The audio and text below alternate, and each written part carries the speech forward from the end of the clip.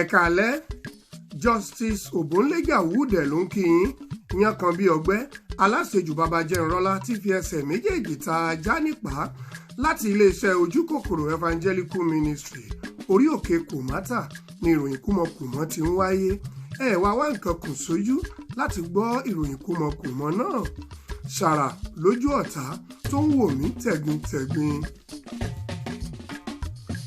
Olórí orílẹ̀-èdè wàrà tí Oyin Justice Agídí-Ọkàn ti sọ epo petrol di 27 naira láti on the 32 January 2020.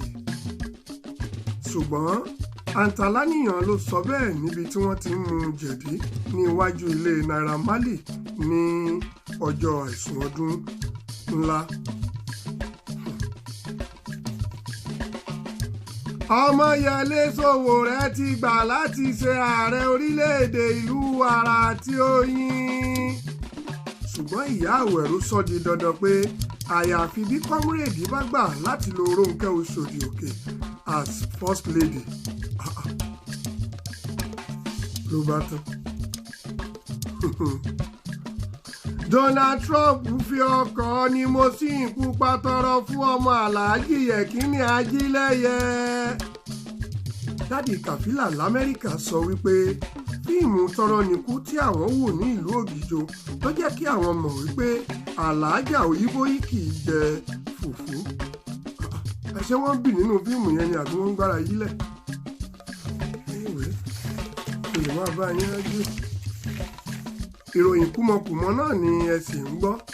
Ẹ ṣé bí ẹ ti ṣe lanu sílẹ̀ bíi pátákó ẹ̀sìn tí ẹ ń gbọ́ ìròyìn kúmọkùmọ náà.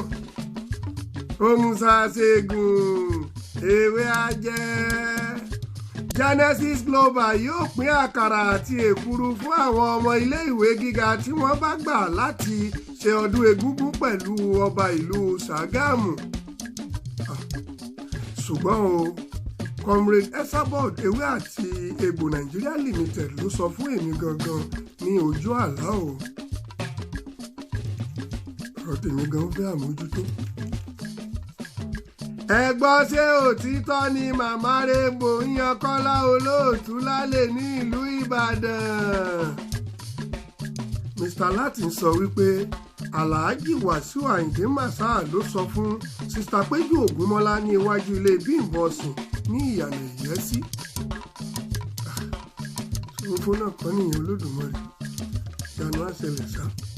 tó ìròyìn kúmọkùmọ náà lẹ́sìn ń gbọ́ o ẹ má ṣe èké orí jù ẹ kú ọdún ẹ kú ìyèdún ọdún 2020 yóò tú gbogbo wa sílẹ̀ nínú ìṣòro kíṣòro tí ó bá dojúkọ ẹnikẹ́ni kí ọdún yìí tó lọ. tó Sàtì Ògògó ló kọ ìròyìn Alhaji Májàsọ́lá Ìgbòho ló ṣe ògùnfọ̀ sí èdè Lárúbáwá. Èmi ọmọ yín yóò jẹ kò jẹ yóò mu kò mu ó fi gba àkèlè tọ́bẹ̀ wò igi burúkú àbìtàkùn gbàdángbàdán lògbòlògbò làálàsí ẹni pọnmi àbọ̀ ń wáyọnu igúnnugún bà lórùlé ojú tólé ojú tóko ni mo kà á sí etí ìwòran yín friendly gbogbo wa ni kí ẹ mú o tó ìyókù tún di ní ọjọ́ méje bí mo ṣe wí lẹ́ẹ̀kan imú yín ni kí ẹ máa fi mí o a kí gbogbo ẹ̀yin olólùfẹ́ wa nílùú London àti ní Nàìjíríà pé ẹ kú ọdún ẹ kú ìyèdún ẹ subscribe ẹ share kí ẹ comment ẹ má gbàgbé pé àtìlẹ́yìn yín ló ń gbé ìròyìn kúmọkùmọ ró ẹ ṣé bí ẹ ti ṣe fi etí sílẹ̀ sí ìròyìn kúmọkùmọ. Happy New Year, Happy New Year, Happy New Year, Happy New Year, Happy New Year, Happy New Year.